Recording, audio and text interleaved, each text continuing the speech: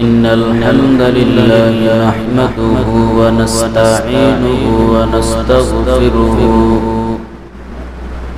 ونؤمن به ونتوكل عليه ونعوذ بالله من شرور أنفسنا ومن سيئات أعمالنا من يهده الله فلا مضل له ومن يضلله فلا هادي له ونشهد أن لا إله إلا الله وحده لا شريك له لا ضد له ولا ند له ولا مثل له ونشهد أن سيدنا وسندنا وحبيبنا وحبيب ربنا وطبيبنا وطبيب قلوبنا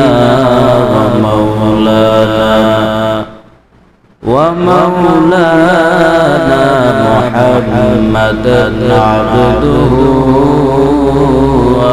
ورسوله صلى الله تعالى عليه وعلى آله وأصحابه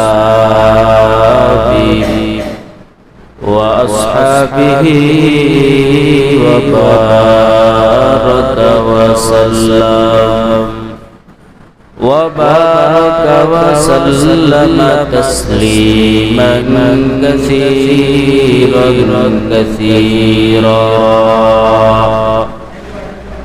الذي أرسله الله تعالى إلى الناس كافة بشيرا ونذيرا وداعيا إلى الله بإذنه وسراجا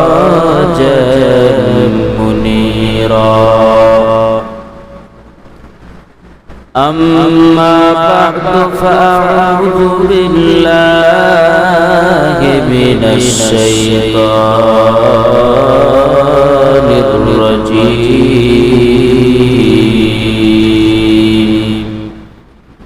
بسم الله الرحمن الرحيم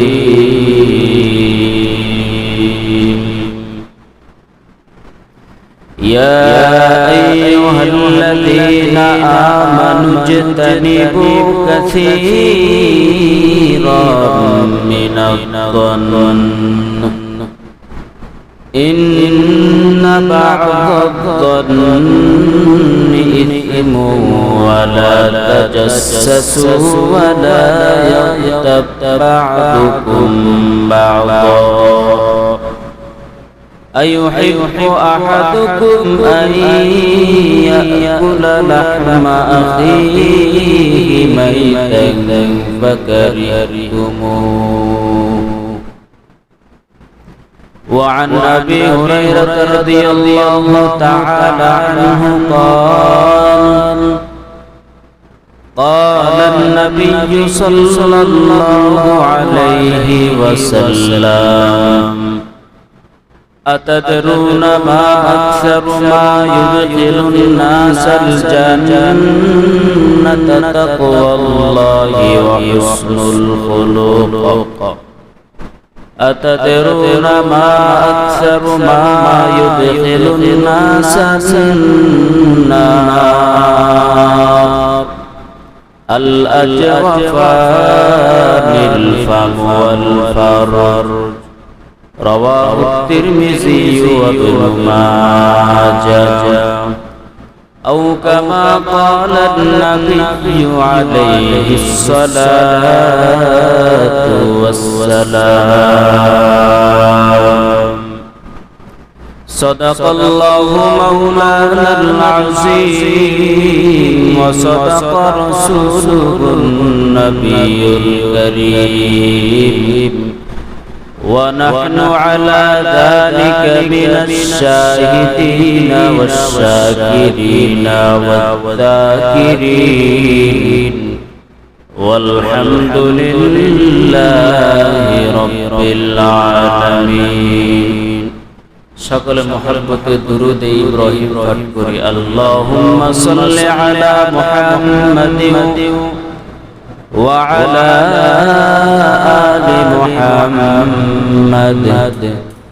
কামা সাল্লাইতা আলা ইব্রাহিম ওয়া আলা আলি ইব্রাহিম ইন্নাকা হামিদুম মাজিদ اللهم بارك على محمد وعلى آل محمد كما باركت على إبراهيم وعلى آل إبراهيم إنك حميد مجيد بلغ العلا بكماله كشف الدجى بجماله حسنت جميع خصاله صلوا عليه وآله दुर्फशानी ने तेरे पात्रों को दरिया कर दिया दिल को रोशन कर दिया खो को बीना कर दिया बलगल उला बिकमालिही कशफत दुजा बिजमालिही सुनत जमीअ खसालिही सल्लु अलैहि व आलिही बदिकर शहर جبني ترخروشاس ولدانا تريما مناك گوشاس نبلبل برقلز تسبیح کانیس کہ ہر حارے تسبیح زبانیس مومنہ ذکر خدا بسیار گو یاد اوکن یاد اوکن یاد او لا الہ الا اللہ لا الہ الا اللہ لا الہ الا اللہ لا إله إلا الله لا إله إلا الله محمد رسول الله الحمد لله মহান রব্বুল আলামিনের দরবারে অসংখ্য অগণিত শুকরিয়া জ্ঞাপন করছি যে মহান রব্বুল আলামিন আমাকে আপনাকে সুস্থ রেখে পবিত্র মাহে রমজানের দ্বিতীয় জুমায় রোজা অবস্থায় আল্লাহর ঘর মসজিদে আসার বসার তৌফিক দান করেছেন। এজন্য সকল জবান খুলে মহান রব্বে কারীমের দরবারে একবার কালিমাত শুকর সকল মিলিয়ে আদায় করি, সকল বলি আলহামদুলিল্লাহ।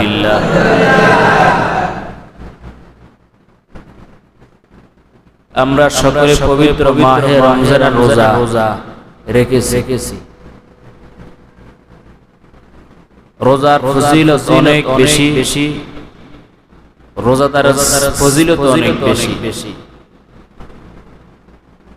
তবে কোন রোজাদারের রোজা আল্লাহর দরবারে কবুল, এটা কি কোনো মানুষ জানে? কথা বলেন, আপনারা জানেননি? জানেন?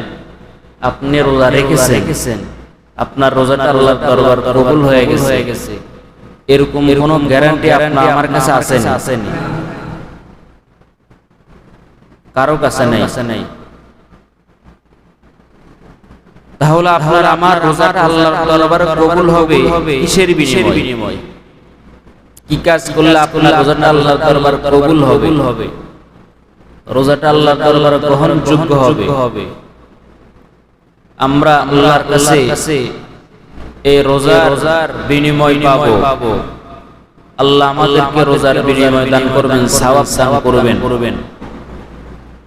সেই কাজগুলো কি? গত জুমায় বলেছিলাম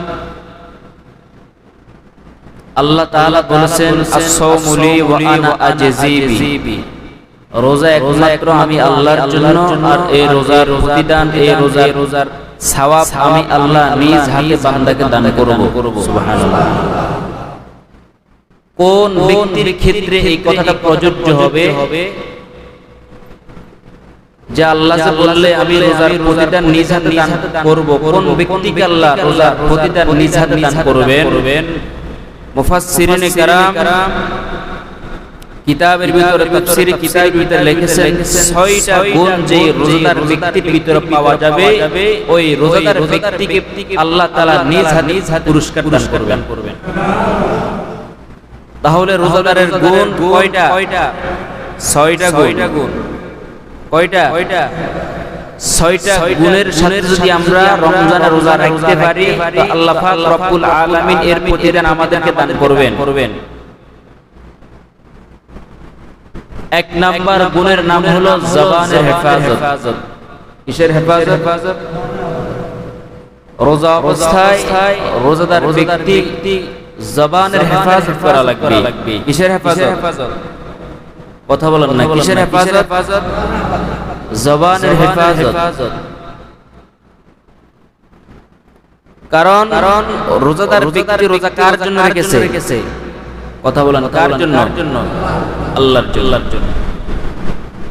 আর ওই রোজাদার ব্যক্তি যে রোজাটা আল্লাহর জন্য রেখেছে, সে আল্লাহর হুকুম ব্যতীত জবান দিয়ে খারাপ বাক্য উচ্চারণ করতে পারে? জবানটা কার দেওয়া? সকলে বলেন, কার দেওয়া? বলেন, কার দেওয়া? আল্লাহর দেওয়া। এই জবানের দাম কত আগে সেটা বুঝে নেন, তারপরে জবান দিয়ে কি কি ক্ষতিকর বিষয় আমরা করি সেটা বুঝবেন। লেসান, এই জবানটা, জিহ্বাটা দেখতে আকার অনেক ক্ষুদ্র, ছোট, কিন্তু তার অপরাধ ছোট না বড়? কথা বলেন, ছোট না বড়? অনেক বড় না? দুনিয়ার জমিনে যদি কোনো মানুষ আল্লাহর দেওয়া জিহ্বা নাড়ায়া একবার যদি কালিমে তাইয়্যিবা লা ইলাহা ইল্লাল্লাহ পাঠ করে, কয়বার? কথা বলতে হবে, কয়বার? একবার জিহ্বা নাড়ায়া যদি লা ইলাহা ইল্লাল্লাহ এই কালিমাটা পাঠ করে, তো একজন ফেরেশতা দুনিয়ার জমিন থেকে এই কালিমাটাকে নিয়ে আসমানের দিকে যায়। যাইতে এক পর্যায়ে একজন ফেরেশতার সাথে সাক্ষাৎ হয়। ফেরেশতা জিজ্ঞেস করে, ভাই তুমি কই যাইতেছো?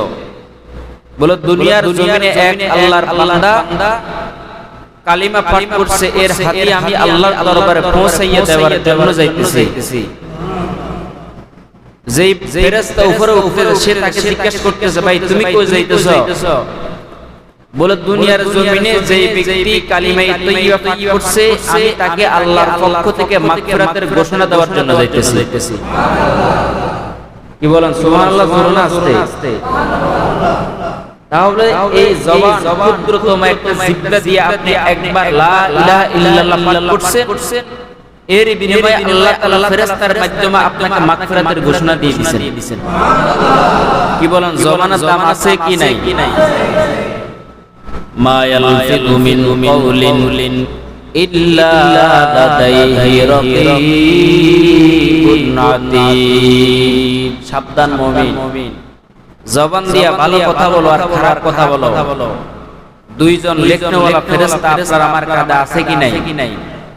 যেই কথা বলবেন সঙ্গে সঙ্গে দুইজন ফেরেশতা সেই কথা লিপিবদ্ধ করে ফেলবেন, রেজিস্টার করে ফেলবেন। আপনি সেটা অস্বীকার করবেন, এটা কখনো হবে? এজন্য রোজাদার ব্যক্তি এক নাম্বার জবানের হেফাজত করা লাগবে। তাহলে রমজান মাস গুরুত্বপূর্ণ মাস, এই জবান দিয়ে যদি আমি গুরুত্বপূর্ণ ইবাদতগুলো করি, যেমন আমি রমজানের বাইরে সুবহানাল্লাহ শব্দ বললাম, হাদিসে পাকের ভিতরে রাসূল বলেন যে ব্যক্তি সুবহানাল্লাহ পাঠ করবে আল্লাহ তাকে একবার সুবহানাল্লাহ বলার বিনিময়ে উহুদ পরিমাণ নেকি দান করবেন। তাহলে রমজানের বাইরে যদি আমি জবান দিয়ে সুবহানাল্লাহ বলার কারণে উহুদ পরিমাণ নেকি অর্জন করি, তাহলে রমজানের মতো গুরুত্বপূর্ণ একটা মাসে যদি আমি জিহ্বা নাড়ায়া সুবহানাল্লাহ বলি, তাহলে আল্লাহ তাআলা আমাকে কত উহুদ পরিমাণ সওয়াব দান করবেন, এটা কে জানে? কি বলেন? রমজান 170 না? তাহলে রমজান মাসের বাইরে যদি আমি জিহ্বা নাড়ায়া সুবহানাল্লাহ একবার বলি আর এর বিনিময়ে আল্লাহ আমাকে উহুদ পরিমাণ নেকি দান করেন, তাহলে রমজান মাসে যদি আমি সুবহানাল্লাহ একবার পাঠ করি তাহলে আল্লাহ উহুদ পরিমাণ নেকি দান করবেন। এটা কি কোনো মানুষের জানা আছে? তাহলে জবানটা একবার দামি একটা জবান। এই জবান আল্লাহ পাক রব্বুল আলামিন দান করছে বান্দাকে আল্লাহ পাকের ইবাদত করার জন্য, গোলামি করার জন্য। এই জবান দিয়ে ভালো কথা বলা যাবে, ভালো মানুষকে উপদেশ দেওয়া যাবে, খারাপ শব্দ খারাপ ভাষা এই জবান দিয়ে উচ্চারণ করা যাবে। قال النبي صلى الله عليه وسلم ما بين لحييه وما بين رجليه أضمن له الجنة। পয়গম্বর বলেন, হে উম্মত, দুইটা জিনিসের জিম্মাদার যদি আমি নবীকে দিতে পারো, কয়টা জিনিসের? দুইটা জিনিসের জিম্মাদার যদি আমি নবীকে বানাতে পারো, আমি নবী ঘোষণা দিলাম, আমি নবী তোমাদেরকে জান্নাতে নেওয়ার জিম্মাদার হয়ে গেলাম। একটা হলো জিহ্বা,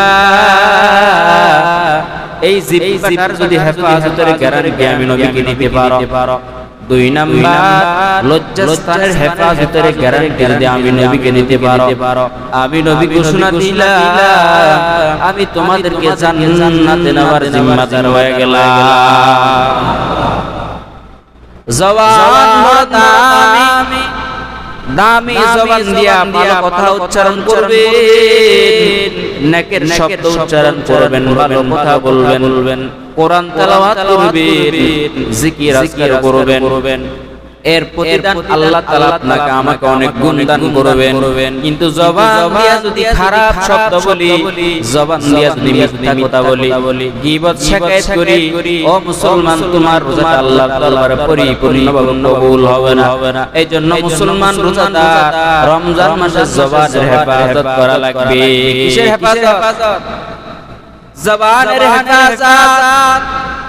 আমার অনেক মুসলমান ভাই রোজাদার, রোজা রেখেছে ঠিক, কিন্তু জবানের হেফাজত করে না। আছে কি নাই?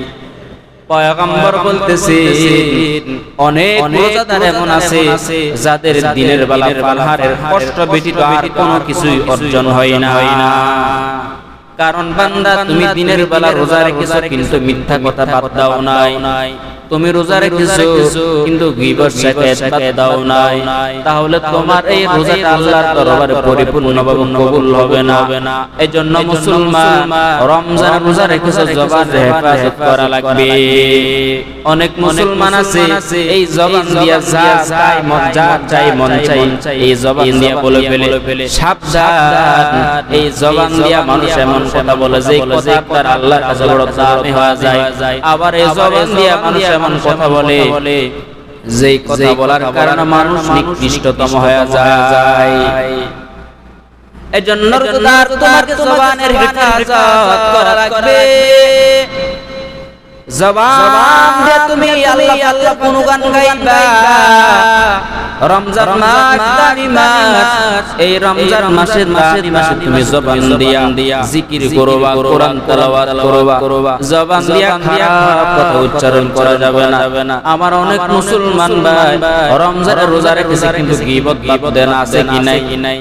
আমি আপনাদের সামনে যে কালামুল্লাহ শরীফ থেকে একখানা আয়াতে কারিমে তেলাওয়াত করেছি আল্লাহ তাআলা কি বলেন ইয়া আইয়ুহাল্লাযীনা আমানু জাতানিবু কাসীরাম মিনাদ-দন্ন ইন্না বা'দাদ-দন্নি ইসমু ওয়ালা তাজাসসু ওয়ালা ইয়াগতাব বা'দুকুম বা'দা আল্লাহ তাআলা এই আয়াতে কারিমার ভিতরে তিনটা গুনাহের কথা নিষেধ করেছেন তিনটা গুনাহের কাজকে হারাম ঘোষণা দিয়েছেন কয়টা গুনাহের কাজ কথা বলেন কয়টা গুনাহের কাজ তিনটা গুনাহের কাজ আল্লাহ তাআলা হারাম বলেছেন এক নাম্বার অধিক ধারণা থেকে বেঁচে থাকার জন্য আল্লাহ নিষেধ করেছেন আল্লাহ বলছেন ও ঈমানদারগণ তোমরা অধিক ধারণা থেকে বিরত থাকো কারণ অনেক ধারণা গুনাহ হয় অনেক ধারণা এমন আছে সঠিক ধারণা হয় না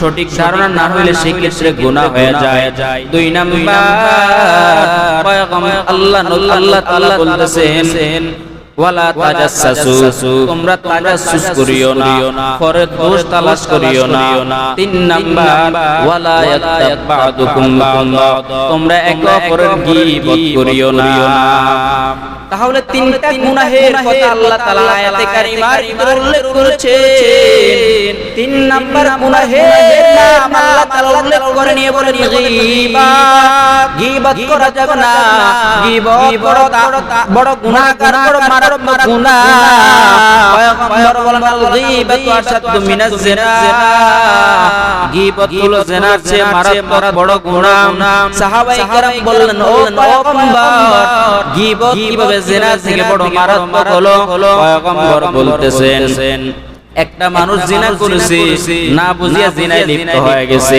এরপর আল্লাহর কাছে চোখের পানি ছেড়ে দিয়ে আল্লাহর কাছে তওবা করেছে কান্নাকাটি করেছে আল্লাহ তাআলা বান্দার জিনার গুনাহ মাফ করে দিবেন কিন্তু একটা ব্যক্তি অপর মুসলমান ভাইয়ের গীবত করেছে অপর মুসলমান ভাইয়ের খারাপ শব্দ মানুষের কাছে প্রকাশ করে দিয়েছে এর বিনিময়ে আল্লাহ তাআলা এই গুনাহ কোনদিন মাফ করবে না যতক্ষণ পর্যন্ত বান্দা মাফ না করবে গীবত করলে হকুল্লাহর ইবাদত নষ্ট হয় না হকুল ইবাদতের হক নষ্ট হয়ে যায় এজন্য রোজাদার তুমি রোজা রেখেছো তার ইবাদত তবে সাবধান এই জবান দিয়ে তুমি মিথ্যা কথা বলবা না গীবত শিকায়ত করবা না যদি মিথ্যা কথা বলো গীবত শিকায়তের ভিতরে যদি লিপ্ত থাকো তাহলে তোমার রোজাটা আল্লাহর দরবারে গ্রহণযোগ্যতা লাভ করবে না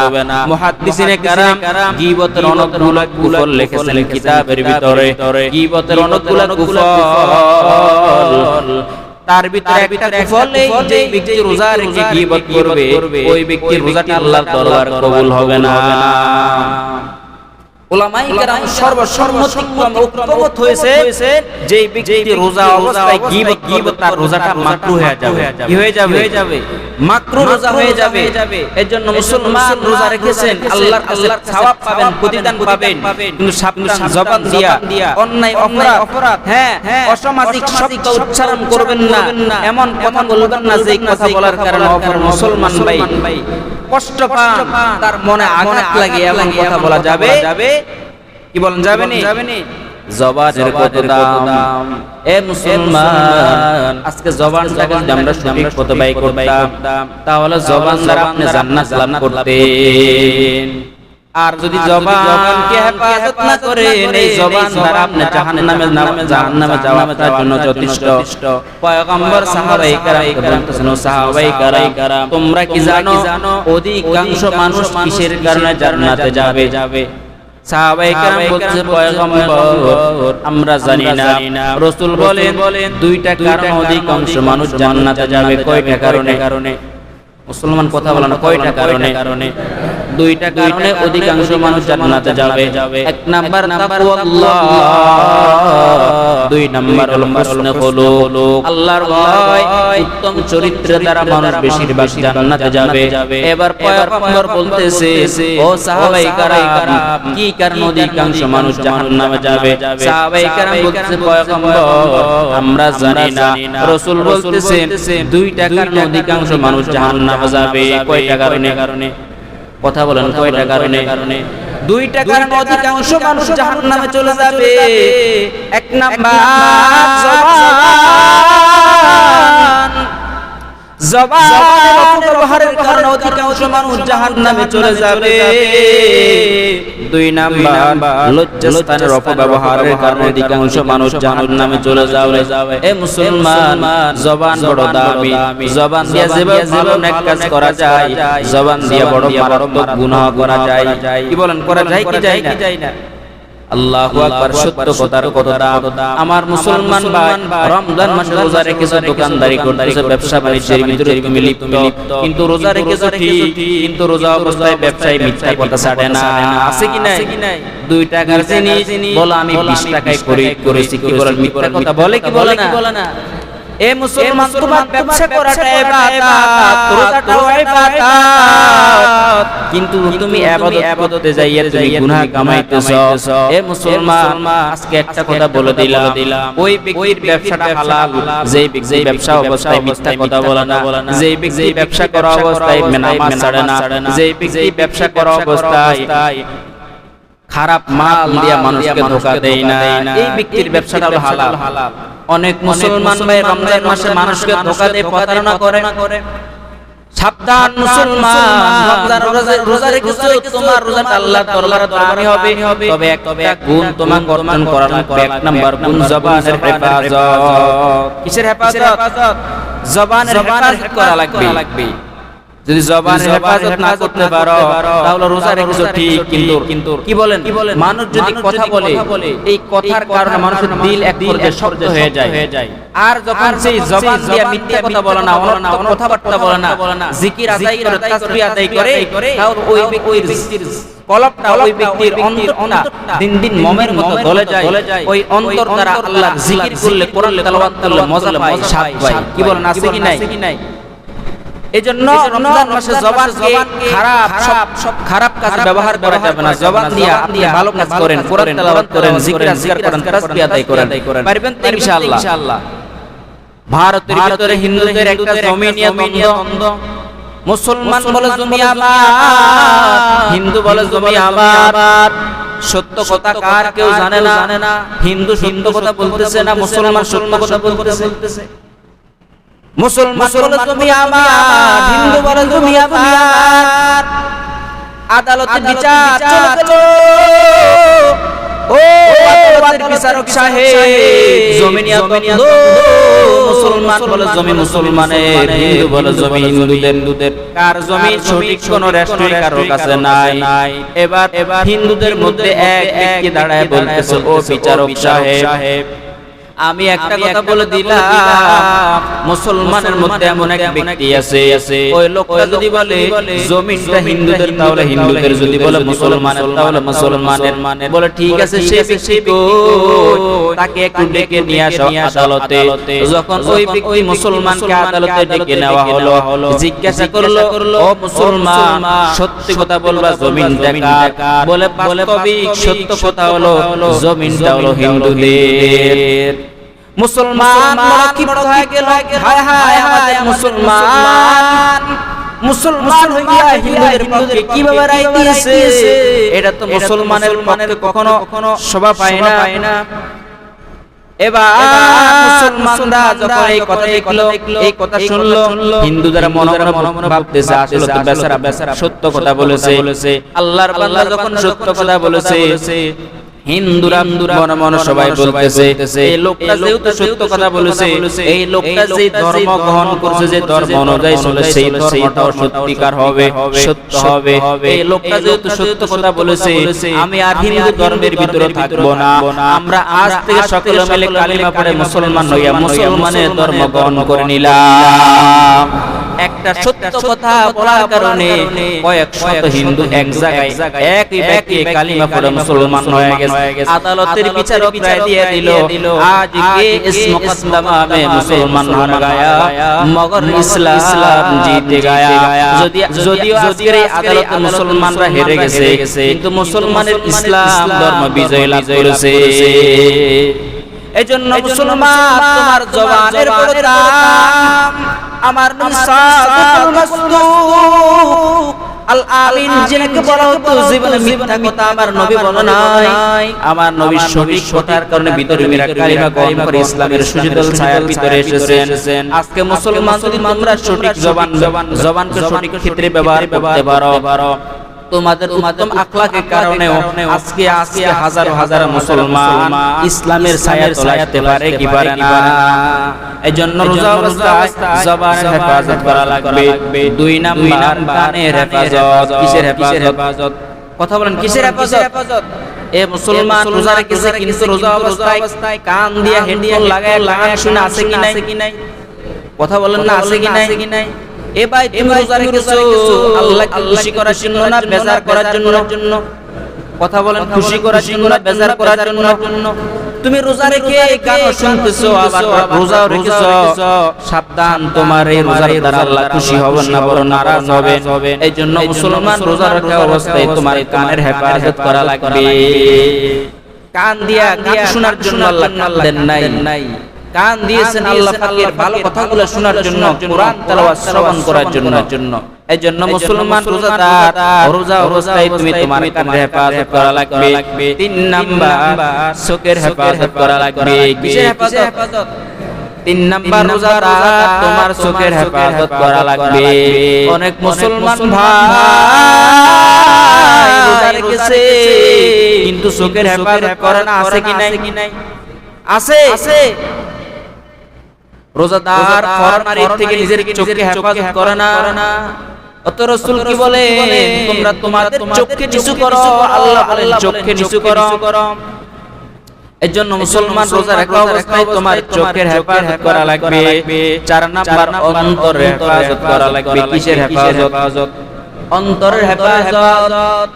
মুসলমান অন্তর দিয়া কাউকে মারবা, কাউকে ক্ষতি করবা, অন্তর দিয়া চিন্তা করা যাবে না। অন্তর দিয়া চিন্তা করতে হবে ভালো কাজ কিভাবে করব, আমি ভালো পথে কিভাবে অগ্রসর হব, সেই চিন্তা করা যাবে। তাহলে 4 নাম্বার অন্তরের হেফাজত করা লাগবে। 5 নাম্বার হাতের হেফাজত করা লাগবে। কিসের হেফাজত? হাতের হেফাজত করা লাগবে। অনেক মুসলমান ভাই আমার রোজা রেখেছে, কিন্তু হাতের হেফাজত করে না। রোজা রেখেছে ঠিক, কিন্তু অনেক মুসলমান ভাইয়ের গায়ের অন্যায় ভাবে হাত তোলা আছে কি নাই? এজন্য মুসলমান পয়গম্বর এক হাদিসের পাকের ভিতরে ইরশাদ করেন, ও সাহাবায়ে কেরাম, তোমরা যদি 6টা জিনিসের জিম্মাদার আমি নবীকে বানাতে পারো, ইজমানু লিসিত্তান মিন আনফুসিকুম, তোমরা যদি তোমাদের মধ্যে থেকে 6টা জিনিসের জিম্মাদার আমি নবীকে বানাতে পারো, আমি নবী তোমাদের জান্নাতে নেওয়ার জিম্মাদার হয়ে গেল। 6 নাম্বার হলো তোমরা তোমাদের 2টা হাতকে হেফাজত করবা। কাকে হেফাজত করবা? 2টা হাতের হেফাজত যদি করে তোমরা করতে পারো, আমি নবী তোমাদেরকে জান্নাতে নেওয়ার জিম্মাদার হয়ে গেল। তাহলে 5 নাম্বার হাতের হেফাজত করা লাগবে। 6 নাম্বার, ও মুসলমান সারা দিন রোজা রেখেছো, আবার রোজা রাখবা, সাহারি খাইবা, ইফতারি করবা, সাহারি খাইবা, এবং তাহলে তোমাকে সাহারি এবং ইফতারি করতে হবে হালাল মাল দ্বারা। কিসের দ্বারা? হালাল মাল দ্বারা। হালাল মাল দ্বারা তুমি সাহারি এবং ইফতারি করতে পারো, তাহলে তোমার রোজাটা আল্লাহর দরবারে কবুল হয়ে যাবে। এইজন্য 6 নাম্বার সাহারি এবং ইফতারি করতে হবে হালাল মাল দ্বারা। কিসের দ্বারা? আমার অনেক মুসলমান ভাই রোজা রেখেছে, কিন্তু আল্লাহ তাআলা দোয়া কবুল করেন না। কি জন্য দোয়া কবুল করেন না? বান্দা রোজা রেখেছে, কিন্তু হারাম মাল এখনো ছাড়ে নাই, হারাম মাল ভক্ষণ করা ছাড়ে নাই। এইজন্য রোজা রাখতে হবে আল্লাহর জন্য, সাহারি এবং ইফতারি করতে হবে হালাল মাল দ্বারা। এক সাহাবী পয়গম্বর কাছে আসিয়া বলতেছে, ও পয়গম্বর, আমি চাই আমার জন্য প্রত্যেকটা দোয়া আল্লাহ কবুল করে। পয়গম্বর বলতেছে, ইজতানিব মিন আকলিল হারাম তুস্তুজাবু দাওয়াত তুমি হারাম থেকে বিরত থাকো, তাহলে তোমার প্রত্যেকটা দোয়া আল্লাহ দরবারে কবুল হয়ে যাবে। এজন্য মুসলমান রাস্তায় 6টা জিনিসের হেফাজত করা লাগবে। 1 নাম্বার জবানের হেফাজত, 2 নাম্বার কানের হেফাজত, 3 নাম্বার চোখের হেফাজত, 4 নাম্বার হাতের হেফাজত, 5 নাম্বার অন্তরের হেফাজত, 6 নাম্বার সাহারি এবং ইফতারি করতে হবে কিসের দ্বারা বলেন? হালাল মাল দ্বারা। এই 6টা গুণ যদি কোন রোজাদার ব্যক্তির ভিতর পাওয়া যায়, ওই ব্যক্তির রোজাটা আল্লাহর দরবারে কবুল হয়ে যাবে। বলি সুবহানাল্লাহ। এইজন্য রোজাদার সপ্তাহ 6টা গুণের সাথে রোজাটা রাখার চেষ্টা করবা। এরপর আসেন এখন মাগফিরাতের সময়। পয়গম্বর বলেন আউসাহু মাগফিরাহ, মাঝখানে যে 10 দিন আছে ওই 10 দিন হলো মাগফিরাতের 10 দিন। এই 10 দিনে তোমরা আল্লাহর কাছে গুনার প্রতি লজ্জিত হইয়া আল্লাহর কাছে ক্ষমা চাইয়া জাহান্নাম থেকে মুক্তি পাইতে হবে। এ মুসলমান, পয়গম্বর আরবি সাল্লাল্লাহু আলাইহি ওয়াসাল্লাম একদিন মসজিদে নববীতে মিম্বর সিঁড়িতে পা রেখিয়া বললেন আমিন। দ্বিতীয় সিঁড়িতে পা মোবারক রাখিয়া বললেন আমিন। তৃতীয় সিঁড়িতে পা মোবারক রাখিয়া বললেন আমিন। সাহাবায়ে কেরাম প্রশ্ন করলেন, ও পয়গম্বর, আজকে আপনার থেকে এমন একটা কাজ প্রকাশ পেল যে কাজটা আমরা কোনোদিন দেখি নাই। ও পয়গম্বর, আপনি প্রথম সিঁড়িতে পা রেখে বললেন আমিন, দ্বিতীয় সিঁড়িতে পা রেখে বললেন আমিন, তৃতীয় সিঁড়িতে পা রেখে বললেন আমিন। কেন বললেন? পয়গম্বর বলতেন, সাহাবায়ে কেরাম এই মাত্র জিবরাইল আমিন আমার কাছে এসেছে, আসিয়া বলতেছে, পয়গম্বর, যে ব্যক্তি রমজান মাস পাওয়ার পর নিজের গুনাহ ক্ষমা করতে পারে না, যে ব্যক্তি রমজান মাসের মতো গুরুত্বপূর্ণ একটা মাস পাওয়ার পর নিজের গুনাহ ক্ষমা করতে পারে না, জাহান্নাম থেকে নাজাত পায় নাই। ও পয়গম্বর, আমি বদদুয়া দিতেছি, আপনি এরপর আমিন বলেন। জিবরাইল বদদুয়া দিছে, আমি নবী এর প্রতি পুরা আমিন বলেন বদদুয়াকে আরো মজবুত করে দিলাম। এরপর দ্বিতীয় সিঁড়িতে পা রেখে বললাম আমিন। কেন বললাম? জিবরাইল বলতেছে, ও পয়গম্বর, যে উম্মত আপনার নাম শোনার পর আপনার প্রতি দুরূদ পাঠ করে না, আপনার প্রতি দুরূদ ও সালাম পাঠ করে না, ওই ব্যক্তির উপর লানত। রাসূল বলেন, আমি এর প্রতি পুরো বললাম আমিন। তৃতীয় সিঁড়িতে পা মোবারক রাখার পর আমি বললাম আমিন। কেন বললাম আমিন? যারা পিতা মা এবং বাবাকে পাওয়ার পর তাদের খেদমত করে জান্নাত কামাই করতে পারে না, জিবরাইল তাদের বিরুদ্ধে বদদুয়া দিছে, আমি আমিন বললাম। এজন্য মুসলমান, মাগফিরাতের সময় চলতেছে, জাহান্নাম থেকে নাজাত পাওয়া লাগবে। জাহান্নাম থেকে যদি নাজাত না পাও, জিবরাইলের বদদুয়া, নবীর বদদুয়া থেকে বাঁচার কোনো কুদরত আছে নি? নাই। এই জন্য বাবা, রমজান মাস জান্নাত পাওয়ার মাস, জাহান্নাম থেকে মুক্তি পাওয়ার মাস। এই জন্য রমজান মাসে গুনাহের উপর লজ্জিত হয়ে আল্লাহর কাছে ক্ষমা চাওয়া লাগবে।